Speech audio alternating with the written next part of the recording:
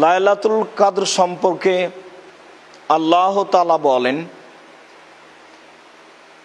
ইন্না আনজালনাহু ফি লাইলাতিল কদর, নিশ্চয় আমি কোরআন মাজিদ অবতীর্ণ করেছি কদরের রাতে। ওমা আদরাকা মা লাইলাতুল কদর, মুহাম্মদ সাল্লাল্লাহু আলাইহি সাল্লাম আপনি কি বলতে পারেন লাইলাতুল কদর কি? লাইলাতুল কদর কি তা কি আপনার জানা আছে? আমি বলি, লাইলাতুল কদর খায়রুম মিন আলফি শাহর। লাইলাতুল কদর হচ্ছে 1000 মাসের চেয়ে উত্তম। মানুষ 1000 মাস ইবাদত করে যা ফল পাবে, লাইলাতুল কদরে ইবাদত করলে সেই ফল পাবে। তানাজ্জালুল মালাইকাতু ওয়ার রূহ ফিহা বিইذনি রাব্বিহিম। সে রাতে জিবরাইল আলাইহিস সালাম এবং ফেরেশতাগণ অবতীর্ণ হন তাদের প্রতিপালকের অনুমতি সাপেক্ষে। মিন কুল্লি আমর, প্রত্যেকটা জিনিস নিয়ে, 1 বছরে যা কিছু হবে তা নিয়ে ফেরেশতাগণ জিবরাইল সহ সে রাতে অবতীর্ণ হন। সালামুন হিয়া হাত্তা মাতলাইল ফজর, এই রাতটি নিরাপত্তায় কল্যাণে পরিপূর্ণ থাকে, শান্তিপূর্ণ থাকে রাতটি ফজর পর্যন্ত। আল্লাহ তাআলা অত্র রাতে কোরআন মাজিদ অবতীর্ণ করার কথা বলার পরে আমাদের নবীকে জিজ্ঞাসা করলেন, আপনি কি বলতে পারেন লাইলাতুল কদর কি? আমাদের নবী কিছু না বলেই আল্লাহ তাআলা নিজেই বললেন, লাইলাতুল কদর হচ্ছে এই। তার প্রথমে তিনি বললেন তা হচ্ছে ইবাদতগতভাবে 1000 মাসের চেয়ে উত্তম।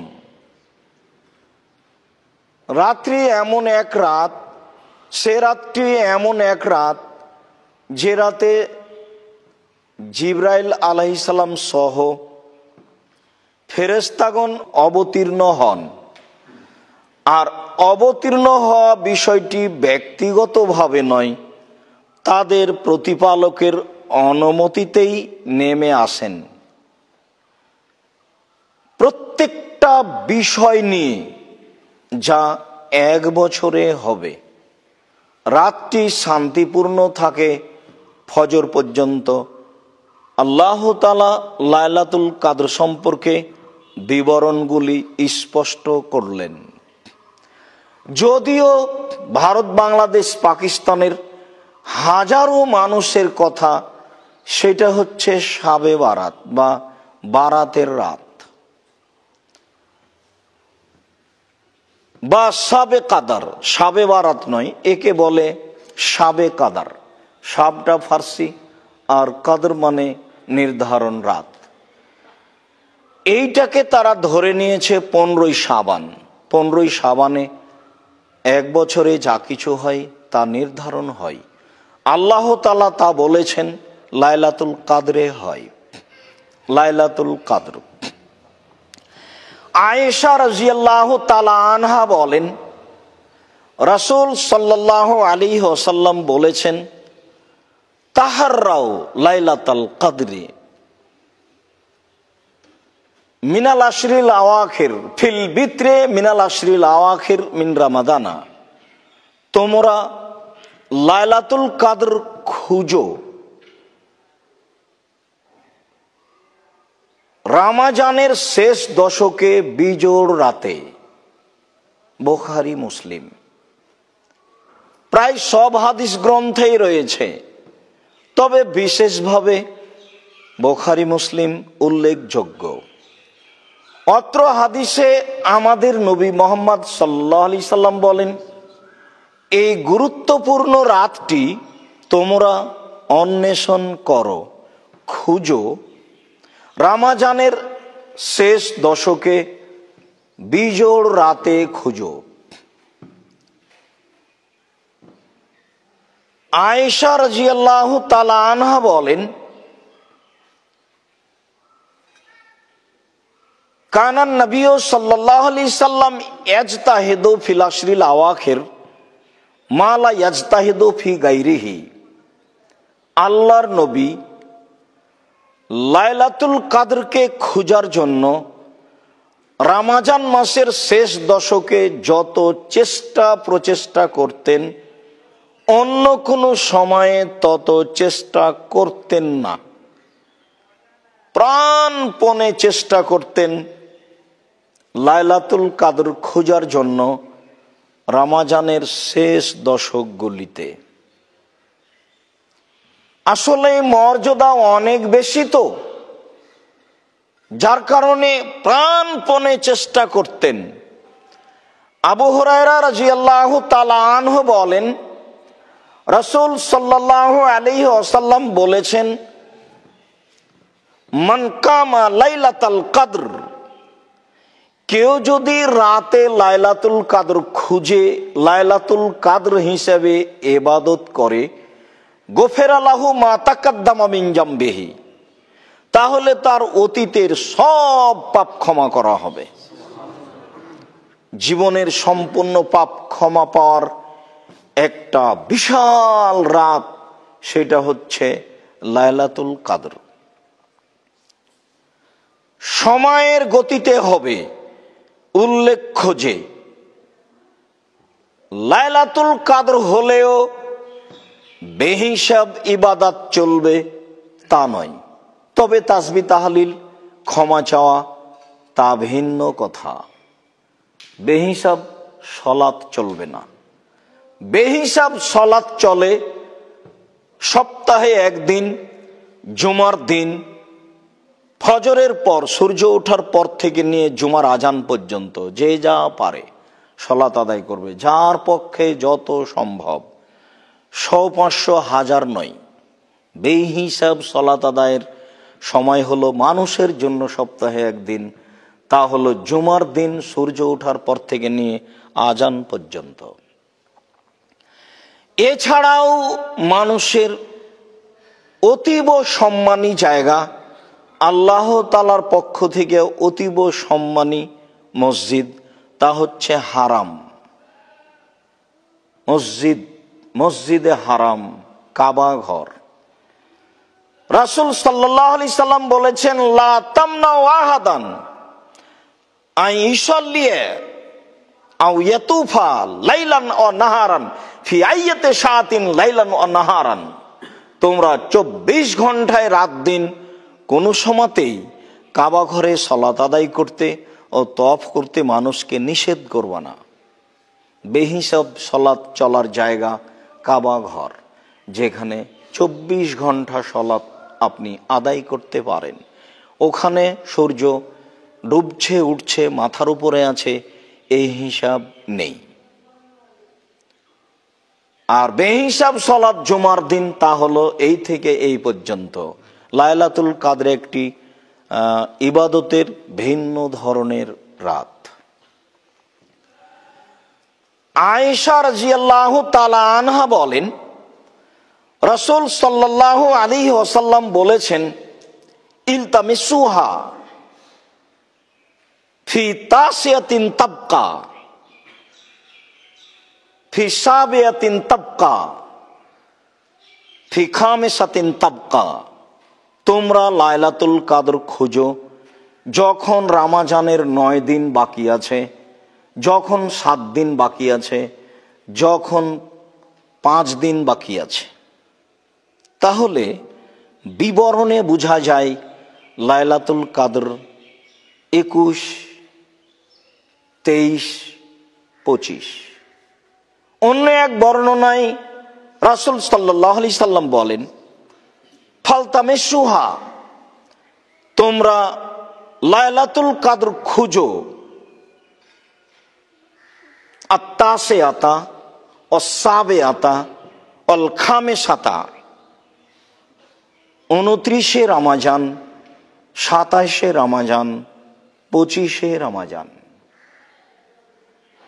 যখন তিনি বললেন 25 রমাজান, 27 রমাজান, 29 রমাজান, তখন তিনি বললেন যে আমি লাইলাতুল কাদর অবগত হয়েছি কোন রাত সেটা আমি বলবো তোমাদেরকে।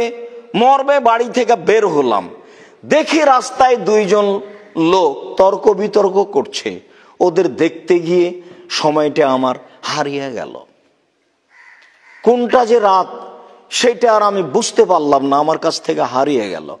হয়তোবা তোমাদের জন্য এতে কল্যাণ আছে, তোমরা লাইলাতুল কাদর খুঁজো 25, 27, 29।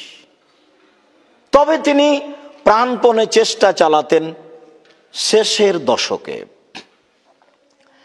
আয়েশা রাদিয়াল্লাহু তাআলা আনহা বলেন,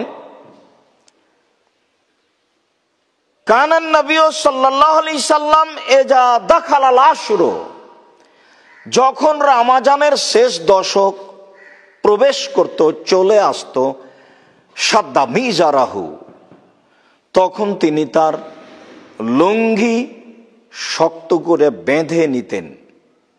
ও আহিয়া লাইলাহু, রাতে জেগে থাকতেন। ও আইকাজা আহলাহু, পরিবারকে জাগাতেন। অত্র হাদিসে প্রস্তুতি বোঝা যায়। এবছর মানুষ লাইলাতুল কাদরকে মূল্যায়ন করতে পারবে কেন? অন্যান্য বছরগুলিতে মানুষ সাধারণত 11 মাস যা ইনকাম করে, রমজানে তা করে নেয় বলে মানুষের ধারণা। যারা ব্যবসায়ী তারা উপার্জন করে, যারা দর্জি তারাও সাপ্লাই দেয়, যারা কর্মচারী তারাও ব্যস্ত থাকে। আর সবার সব জায়গায় প্রস্তুতি চলে, তখন আর রমজানের প্রস্তুতি নেওয়া সহজ হয় না। কেননা রমজানের শেষ দশকের জন্য প্রস্তুতি, যখনই শেষ দশক ঢুকত তখন তিনি লুঙ্গি বেঁধে নিতেন। তাহলে কি উনি চাষি মানুষ ছিলেন? জমিতে কোদাল নিয়ে নামবেন, তাই লুঙ্গি গুটিয়ে নিলেন? বাক্য তো সেটাই প্রমাণ করে। তো চাষি মানুষ জমিতে নামবেন এই জন্য তো লুঙ্গি গুটিয়ে নেননি। তার মানে শেষ দশককে মূল্যায়ন করবেন একেবারে জোরালো ভাবে, যার চেষ্টার কোনো আর শেষ থাকে না। প্রাণপণে জীবন বাজি রেখে শেষ দশককে মূল্যায়ন করবেন। তার প্রস্তুতি, প্রস্তুতি মানে কাজ কম করতে হবে, কম খেতে হবে, কম ঘুমাতে হবে, তাহলেই তা সহজ সম্ভব হবে। ও আহিয়া লাইলাহু, পুরো রাত জেগে। ও আইকাজা আলাহু, পরিবারকে জাগাচ্ছেন। অত্র হাদিসে 3টি আলোচনা রয়েছে। তার প্রথম হচ্ছে নিজের প্রস্তুতি, দ্বিতীয় হচ্ছে প্রস্তুতির ফলাফল পুরো রাত, তৃতীয় প্রস্তুতি শুধু নিজে নয় পরিবার সহ। কিছু নিতে হলে আজকেই নিতে হবে, কিছু বলতে হলে আজকেই বলতে হবে, কিছু চাইতে হলে আজকেই চাইতে হবে। সেই রাত আজ। আয়েশা রাদিয়াল্লাহু তাআলা আনহা বলেন, আমি আল্লাহর নবীকে বললাম, আল্লাহর নবী, আরাইতা ইন আলিমতু আইয়ু লাইলাতিন লাইলাতুল কদরে, আল্লাহর নবী, আমি যদি বুঝতে পারি লাইলাতুল কদর কোনটি, আমি যদি এটা বুঝতে পারি তাহলে আমি কি করব, আমার করণীয় কি? তখন রাসূল সাল্লাল্লাহু আলাইহি সাল্লাম বললেন, কুলি, তাহলে তুমি বলো, বুঝতে পারলে তুমি বলবে, আল্লাহুম্মা ইন্নাকা আফুবুন তুহিব্বুল আফওয়া ফা'ফু আন্নী, হে আল্লাহ তুমি নিজে ক্ষমাশীল, ক্ষমাকে ভালোবাসো, আমাকে ক্ষমা করো। প্রথম বাক্য, তুমি তো নিজেই ক্ষমাশীল, তোমার নাম গাফুর। আমাকে মেরেছে কেউ, আমি তাকে মারতে পারবো তবুও মারলাম না, তার নাম গাফুর। আর আমি তাকে মারতে পারবো না, তখন আমি তাকে ক্ষমা করে দিলাম, তার নাম গাফুর নয়। তা আল্লাহ বলছেন আমি গাফুর, আমি মারতে পারি যে কোনো সময়, কিন্তু আমি মারলাম না, তার নাম গাফুর, উনি তো সব সময় গাফুর। তো আল্লাহ নবী বলছেন যে ঠিক আছে আয়েশা তুমি বলো, আল্লাহ গাফুর, তুই তো ক্ষমাশীল, তুমি তো গাফুর, আর তুমি ক্ষমাকে ভালোবাসো, মানে এইটা আরো সন্তুষ্ট করা হচ্ছে। শেষ কথাটা পরে, যেটা প্রয়োজন সেটা পরে। প্রথম কথা তুমি তো ক্ষমাশীল, এইটা দিয়ে তাকে সন্তুষ্ট করা হচ্ছে। দ্বিতীয় বাক্য ক্ষমাকে ভালোবাসো, এটা দিয়ে আরো সন্তুষ্ট করা হলো। তৃতীয় বাক্য তাহলে আমাকে ক্ষমা করো। অতীব গুরুত্বপূর্ণ দোয়া, সিজদাই বলার চেষ্টা করতে হবে। সম্মানিত মসজিদের মুসল্লি, এদেশের মাটিতে লাইলাতুল কদর যেভাবে উদযাপন করা হয় তা ঠিক নয়। কোন কোন জায়গায় উদযাপন করা হয় বক্তব্যের মাধ্যমে, কোন কোন এলাকায় লাইলাতুল কদর মূল্যায়ন করা হয় সবাই মিলে রাতে জেগে গল্পের মাধ্যমে, কথার মাধ্যমে, কোরআন তেলাওয়াতের মাধ্যমে। আর 30 দিনে 30 পারা কোরআন পড়তে হবে 20 রাকাত তারাবিতে, এইটা তো একটা আছেই। আসলে কিভাবে মূল্যায়ন করা যায়? আয়েশা রাদিয়াল্লাহু তাআলা আনহা বলেন, খারাজান নবী সাল্লাল্লাহু আলাইহি ওয়াসাল্লাম ফি জাওফিল লাইলে ফাসাল্লা ফিল মসজিদ। আল্লাহ রাসূল ইতিকাফের ঘর থেকে বের হলেন মসজিদে, খালি ফাঁকা জায়গায়, তিনি সেখানে সালাত আদায় করলেন। অরেজালুন সাল্লু বিসালাতিহি, অনেক মানুষ তার সাথে সালাত আদায় করলো। সকালে সবাই বলা বলি করলো, আল্লাহর নবী আজকে রাতে দীর্ঘ সময় ধরে সালাত আদায় করেছেন, অনেকেই তার সাথে ছিল। পরের রাতে মানুষ বেশি হয়ে গেল আলোচনার কারণে, পরের রাতে মানুষ আরো বেশি হয়ে গেল আলোচনার কারণে। ফালাম্মা কানাতিল লাইলাতুর রাবিয়া, এবার যখন ধারাবাহিকভাবে চতুর্থ রাত চলে আসলো, আজাজাল মসজিদ আন আহলিহি, মানুষ এত বেশি হয়ে গেল মসজিদে যে মসজিদে মানুষ ধরে না। ফালাম ইখরুজ, সেই দিন আল্লাহর নবী আর তার ওই ইতিকাফের স্থান থেকে বের হলেন না। মানুষেরা সকাল পর্যন্ত বলা বলি করতে থাকলো সালাত সালাত, কিন্তু তিনি বের হলেন না। তিনি বের হলেন ফজরের সালাতের জন্য। ফজরের সালাত আদায় করার পরে তিনি মুখামুখি হয়ে বসে বললেন যে ফালাম এখাফ আলাইয়া শানুকুম, তোমাদের বিষয়টি আমার কাছে গোপন নয়, তোমরা রাতে আমার সাথে কিভাবে সালাত আদায় করতে চেয়েছো এটা আমি বুঝেছি, আমি বুঝতে পেরেছি। ওয়ালাকিন্নী খাসিত, তবে আমি ভয় পাচ্ছি, আন তুফরাজা আলাইকুম সালাতুল লাইলে, রাতের সালাত তোমাদের উপরে ফরজ করে দেওয়া হতে পারে যেভাবে তোমরা আগ্রহী হয়েছ। ফাতাজিজু আনহা, তখন আর ফরজ হয়ে গেলে আদায় করতে পারবে না, আবেগ সব সময় টিকে থাকবে না।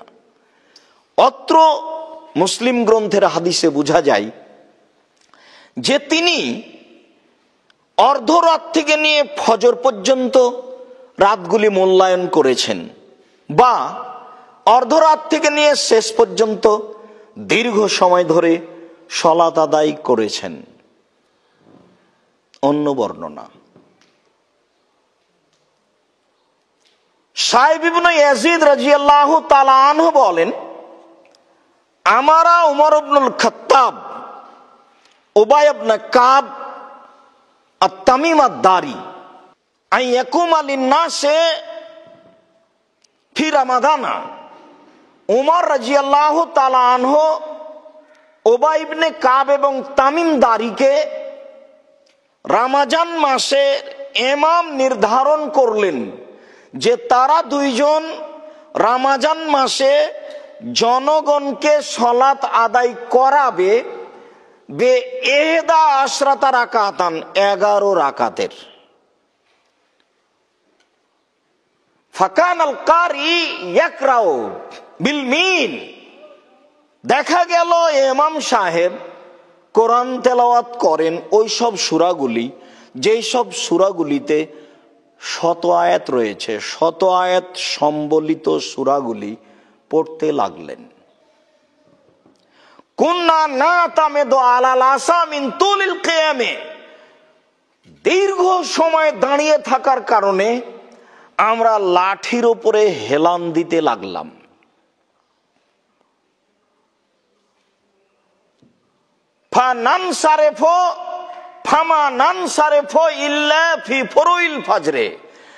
আমরা বাড়ি ফিরতাম ফজরের পূর্ব মুহূর্তে, আজান হওয়ার পূর্ব মুহূর্তে আমরা বাড়ি ফিরতাম।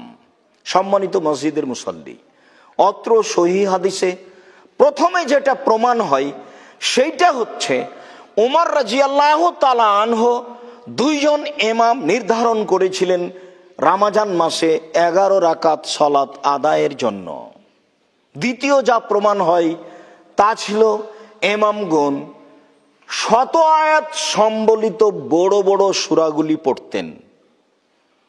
তৃতীয় প্রমাণ হয় এত লম্বা কেরাত ছিল, কেরাত শেষ হতো না, মুসাল্লিরা ক্লান্ত হয়ে লাঠিতে হেলান দিত। পরের বাক্যে প্রমাণ হয় যে সাহাবীগণ ওই সময়তে ফিরতেন যেই সময়তে ফজর হয়ে আসছে, এই ফজর হবে এরকম পর্যায়ে। অন্য বর্ণনায় এসেছে মুসলিম গ্রন্থে এত লম্বা কেরাত হতো যে অনেক সময় আমরা কেউ আশঙ্কা করতাম যে সালাত ছেড়ে দিই, এত দীর্ঘ সময় দাঁড়িয়ে থাকা যাবে না। সম্মানিত মসজিদের মুসল্লি, আমরা বলছিলাম লাইলাতুল কাদর, রাতের সালাত। লাইলাতুল কাদরকে যথাযথভাবে দীর্ঘ সময় ধরে সালাত আদায় করে মূল্যায়ন করার জন্য অনুরোধ জানাচ্ছি। লম্বা সূরা মুখস্থ থাকলে বলবেন, কিছুই না থাকলে সূরা ইখলাস তো আছে, 100 বার পড়বেন। পড়তে পড়তে পড়তে যখন আর দাঁড়িয়ে থাকতে পারছেন না তখন রুকুতে যাবেন, সুবহান রব্বিল আজিম বলবেন যতবার সম্ভব। আর রুকুতে থাকতে পারছেন না তখন উঠে আসেন, সিজদায় যান, সুবহান রব্বিল আলা বলেন যতবার সম্ভব, যতক্ষণ থাকতে পারেন। উঠে আসেন, দোয়া পড়েন, আবার সিজদায় যান, যতক্ষণ সম্ভব থেকে যান। সাহাবী বলছেন আল্লাহ রাসূল রুকুতে থেকে গেলেন সূরা বাকারা পড়ার সমান। নেন এবার। তারপরে আর এক রেখাতে এভাবে পড়েন, তাহলে তো অনেক সময় কেটে যাবে। আর 2 রেখাতে এভাবে পড়েন, ধরে নেন 1.5-2 ঘন্টা পার হয়ে গেছে। এবার 4 রেখাতের পরে বসে তাসবিহ, তাহলিল, জিকির, আজকার, ক্ষমা প্রার্থনা। আজকেই ক্ষমা নিতে হবে, সকাল হতে দিতে হবে না। আগে ক্ষমা, তারপরে কোনো কথা। তুমি আগে ক্ষমা করো, সকাল পরে। কান্নাকাটির হিসাব থাকবে না, যেভাবে তাকে খুশি করা যায়। তাসবিহ, তাহলিল, জিকির, আজকার অনেক করার পরে হাত তুলে দোয়া করেন। হাত তুলে দোয়া করার তো আর সময় নির্ধারণ নেই। ইবাদতের একটি গুরুত্বপূর্ণ ইবাদত হচ্ছে হাত তুলে দোয়া করা। বেহিসাব তাসবিহ, তাহলিল, জিকির, আজকার কান্নাকাটি করবেন। ওই সময় আপনার ঘরে কেউ থাকা হবে না, নইলে আপনাকে কেমন কেমন লাগবে, আপনি কান্নাকাটি করতে পারবেন না। নির্জনে থাকতে হবে।